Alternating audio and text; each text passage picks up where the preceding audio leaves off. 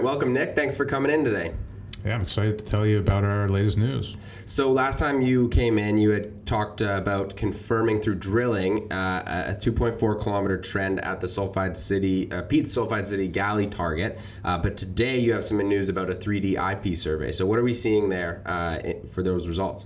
Yeah, so, going back to the first thing you mentioned, the drilling that we did in 2023, we had over 1 kilogram per ton silver in our more distal areas, which would be Galley and Pete's. And in 2022, we drilled some deeper holes down to around 470 meters, specifically hole 006, which intersected very intensely phyllically altered porphyry style mineralization, and it was actually mineralized. It had disseminated chalcopyrite, which is your copper mineral, and there was also heavy molybdenum throughout that hole. So we knew right away that we were on a good track there. Lots of skarn as well, high grade, over 100 gram per ton skarn intermittently down through that hole. So as a result of all that success we've had with the drill bit, you can literally see this trend if you stand on the ground. Mm-hmm. There's not a lot of overburden there, no vegetation cover, of course.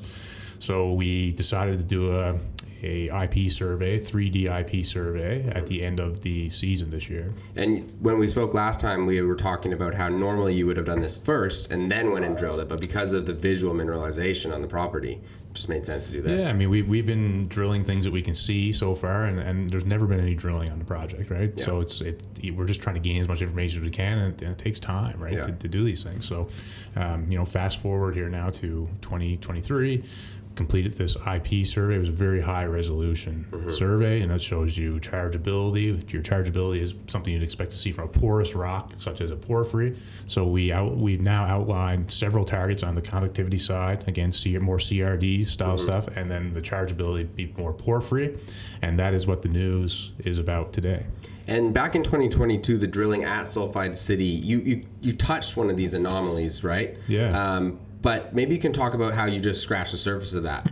Well, that just goes to show again how a prospector's approach can work well if you can see mineralization surface. Because we did have a VTEM survey, which is a electromagnetic and magnetic survey done in 2019, and that has kind of helped us put some colors on some maps, and now we have some faces to the names on those things. But that was just through mapping that we kind of guessed where this porphyry, where the alteration could be.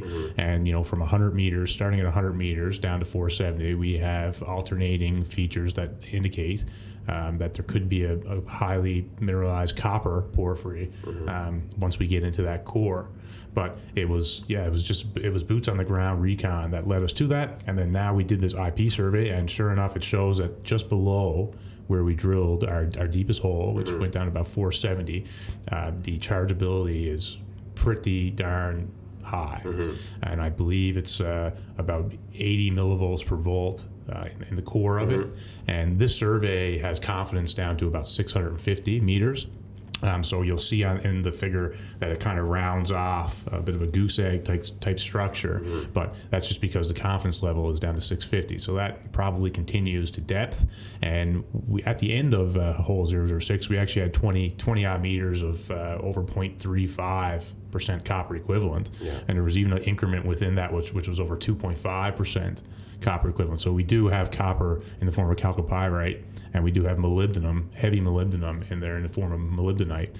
And again, we have visuals of that we put out over the last 2 years, but it's very intensely high vein density too, cross-cutting veins. We have A, B, C, and D veins, all things that a geologist sees to get you excited. And the fact that they're mineralized, and the fact that as you get down further, the increase in sulfur is there. We can see pyrite. There's over 10% pyrite in some of our core samples. So if that pyrite can change to chalcopyrite, then we're going to be getting some elevated copper numbers as we go deeper. And we can probably expect, like you just said, drilling deeper next season, getting into that actual anomaly there. So what has the 3D survey told you about how to approach the system moving forward?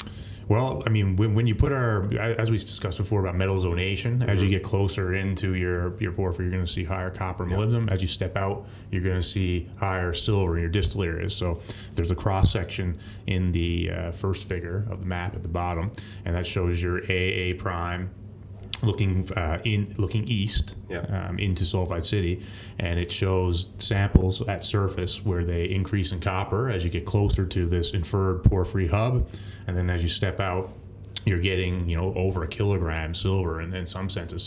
So we have now chargeability features which are zoning us into an area hot. When I say hot, higher millivolt per volt, which directs us into below the hole 006 towards Sulfide City. And then we also have our superficial zonation that is showing us our zonation in towards towards Sulfide City.